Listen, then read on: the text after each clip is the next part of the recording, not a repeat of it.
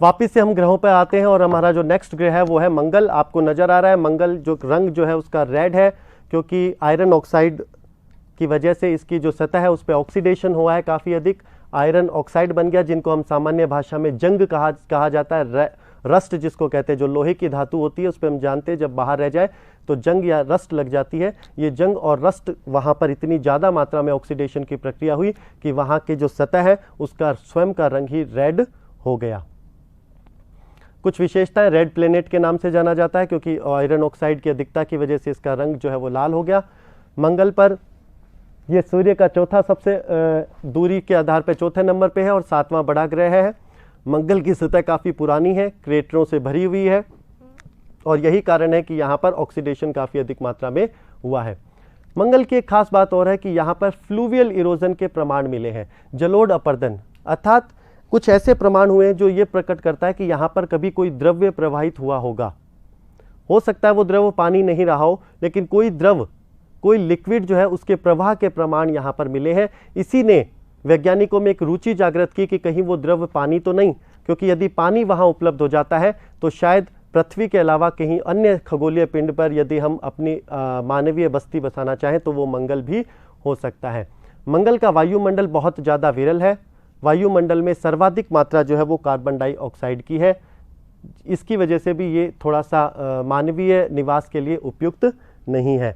मंगल के 2 छोटे उपग्रह हैं, एक को फोबोस और दूसरा डेमोस कहलाते हैं। आपके सामने जो चित्र है उस चित्र के अंदर आपको उबड़ खाबड़ धरातल नजर आ रहा है मंगल का। मंगल के धरातल पे बहुत ज़्यादा क्रेटर्स उल्का पिंडों की वजह से बन गए हैं। एक और मंगल ग्रह के साथ विशेषता है कि यदि इसके पोल्स की तरफ देखा जाए, यदि इसके ध्रुवों की तरफ देखा जाए तो वहाँ पर बर्फ़ की जमी हुई बर्फ़ की परतें जो पाई जाती है। ये जो बर्फ़ की जमी हुई परत है ये पानी प्लस कार्बन डाइऑक्साइड दोनों के मिश्रण से निर्मित है। सामान्य यदि देखा जाए तो औसत तापमान -63 डिग्री सेंटीग्रेड है इसका जो घूर्णन काल है वो 24.6 घंटे है और मुख्य रासायनिक संगठन यहाँ पर कार्बन डाइऑक्साइड है। मुख्य इसके जो वायुमंडल में जो गैस पाई जाती है वो है कार्बन डाइऑक्साइड। अभी तक हमने बुध, उसके बाद शुक्र, पृथ्वी और मंगल ग्रहों के बारे में बात की। इन ग्रहों को आंतरिक ग्रह कहा जाता है। ये सभी ग्रह वास्तव में ठोस हैं। ये सभी ग्रह वास्तव में ठोस है, बाहरी सतह के ऊपर, बाहरी सतह या सरफेस इनकी ठोस है। जैसे ही हम सौर मंडल में आगे बढ़ते हुए मंगल ग्रह से बृहस्पति ग्रह की तरफ जाते हैं तो बीच में हमें एक छोटे छोटे ग्रहों के छोटे छोटे जो जिसको हम ग्रह नहीं कह सकते, छोटे छोटे खगोलीय पिंडों का एक पूरा मेखला नजर आती है जिसमें बहुत से छोटे छोटे खगोलीय पिंड लगातार परिक्रमा करते जा रहे हैं। इन खगोलीय पिंडों को क्षुद्र ग्रह कहा जाता है जो सूर्य की परिक्रमा कर रहे हैं। ये इतने लघु होते हैं कि इनको ग्रह तो हम नहीं कह सकते, इसलिए इन्हें लघु ग्रह या क्षुद्र ग्रह कहा जाता है। इस क्षुद्र ग्रह की विशेषताएं देखिए क्या है। ये क्षुद्र ग्रह संख्या में काफी ज्यादा है, 30,000 के आसपास है और सूर्य के चारों तरफ एक परिक्रमा कर रहे हैं।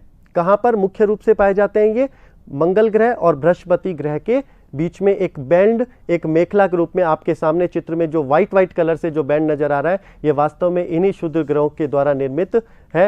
ये एक बैंड के रूप में, एक मेखला के रूप में सूर्य के चारों तरफ परिक्रमा कर रहे हैं। इन क्षुद्र ग्रहों की उत्पत्ति को लेकर काफी अधिक मतभेद है। कुछ लोगों का मानना है कि क्षुद्र ग्रह वास्तव में प्राचीन समय में कोई एक ग्रह रहा होगा और उस ग्रह में बाद में किसी कारण से, या तो किसी उल्कापिंड से टकराने की वजह से या किसी कारण से उसका विस्फोट हुआ होगा, वो अनेक छोटे छोटे पिंडों में या क्षुद्र ग्रहों में टूट गया होगा। कुछ अन्य वैज्ञानिकों का मानना यह है कि ये कोई पहले से कोई प्राचीन कोई प्लेनेट नहीं रहा, बल्कि जब सौर मंडल का निर्माण हो रहा था उस समय जो मैटर बच गया, जो बचा हुआ मैटर है, जो रेजिडुअल्स है, जो बचा हुआ मैटर है, वही सूर्य के गुरुत्वाकर्षण बल की वजह से उसके चारों तरफ परिक्रमा करने लगा और क्षुद्र ग्रहों की मेखला के रूप में स्पष्ट हुआ। इनकी संख्या जो है वो 30,000 से भी अधिक है।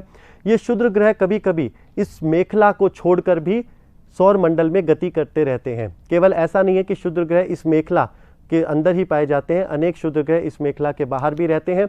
ये क्षुद्र ग्रह जब खासकर पृथ्वी के गुरुत्वाकर्षण बल के प्रभाव से हमारे वायुमंडल में प्रवेश कर जाते हैं तो इन्हें उल्का कहा जाता है।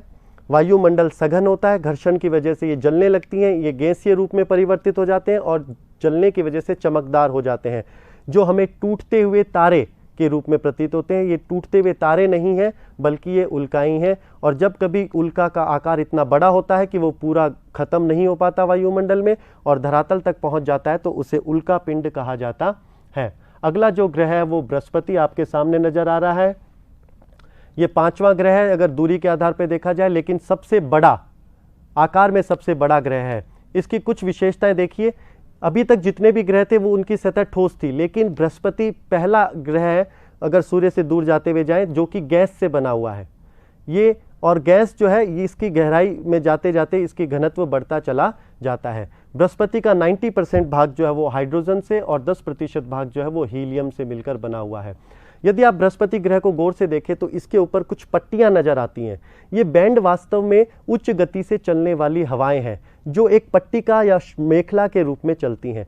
जब एक पट्टी और दूसरी पट्टी, उसके जो एकांतर सटी हुई दोनों पट्टियां हैं, इनमें जो प्रवाहित होने वाली वायु है, इनकी दिशा में भी अंतर होता है, इनके रासायनिक संगठन में भी अंतर होता है, फलस्वरूप इनके आकार या इनके रंग में भी अंतर उत्पन्न हो जाता है। तो ये जो हमें रेड वाइट कलर की जो पट्टियां नजर आ रही हैं, ये वास्तव में तीव्र गति से चलने वाली पवनें हैं जो अपने आकार और रासायनिक गुणों में भिन्नता की वजह से अलग अलग दिखाई दे रही है।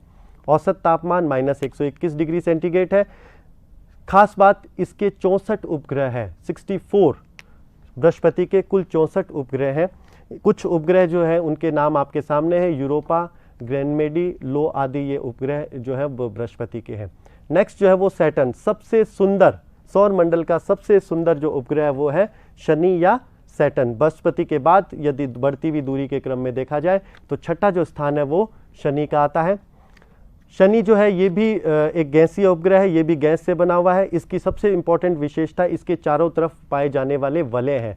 प्रारंभ में माना जाता था केवल 2 ही वलय हैं, लेकिन जैसे जैसे हम विकास करते जा रहे हैं, इसके ज़्यादा नज़दीक बढ़ते जा रहे हैं, हमें पता चल रहा है कि ये वास्तव में 2 वलय न होकर बल्कि अनेक पतले पतले वलयों के बैंड्स के रूप में पाए जाते हैं। आपके सामने जो चित्र है उसमें शनि के वलय, पहले इसको 2 ही वलय माना जाता था अलग अलग, लेकिन अब पता चल रहा है कि 2 वलय भी आपस में अनेक छोटे छोटे वलयों से मिलकर बने हुए हैं। ये वलय वास्तव में क्या है? ये बहुत छोटे छोटे कणों के आकार वाले जो कुछ पिंड है वो शनि के चारों तरफ गुरुत्वाकर्षण के प्रभाव से उसके चारों तरफ घूर्णन करने लग गए, जिनका आकार जो एक वलय का रूप धारण कर लिया, जिन्होंने एक वलय का रूप धारण कर लिया। अगर इसके बारे में देखा जाए, कुछ सामान्य तथ्य देखा जाए तो इसका औसत तापमान -125 डिग्री सेंटीग्रेड है और इसके भी बहुत अधिक उपग्रह हैं। 64 उपग्रह बृहस्पति के थे, इसके 62 हैं। जो नेक्स्ट ग्रह आता है वो है अरुण या यूरेनस। आपको नजर आ रहा है, इसका जो कलर है वो लाइट ग्रीन, हल्के नीले रंग का इसका कलर है। मीथेन की अधिकता की वजह से, मीथेन काफ़ी अधिक मात्रा में यहाँ पाई जाती है, जिसकी वजह से इसका ऐसा रंग हुआ है। यूरेनस सूर्य का 7वां भाग है और तीसरा, यदि आकार की बात की जाए तो तीसरा सबसे बड़ा ग्रह है। अधिकतर ग्रह सौरमंडल के प्रतल में। एक और इम्पॉर्टेंट बात जो यूरेनस के साथ जुड़ी हुई है, देखिए जितने भी बाकी ग्रह हैं वो सूर्य के चारों तरफ जब गति करते हैं, जिस पथ पर परिक्रमा कर रहे हैं उस पथ के 90 डिग्री या लगभग 90 डिग्री के एंगल पे रोटेट करते हैं, जबकि यूरेनस जो है वो जिस दिशा में सूर्य के चारों तरफ घूर्णन कर रहा है उसी दिशा में घूर्णन भी कर रहा है, परिभ्रमण भी इसी दिशा में और घूर्णन भी इसी दिशा में। जबकि ज्यादातर खगोलीय पिंड क्या करते हैं, परिभ्रमण इस दिशा में कर रहे हैं लेकिन घूर्णन इस तरीके से लंबवत करते हैं। लेकिन यूरेनस की विशेषता यह है कि ये घूर्णन जो है और इसका परिभ्रमण दोनों जो है वो एक ही दिशा में है। यदि इससे आगे बढ़ते हुए हम देखें, इसकी कुछ खास विशेषताओं के बारे में हम नजर दौड़ाएं तो हमें स्पष्ट होता है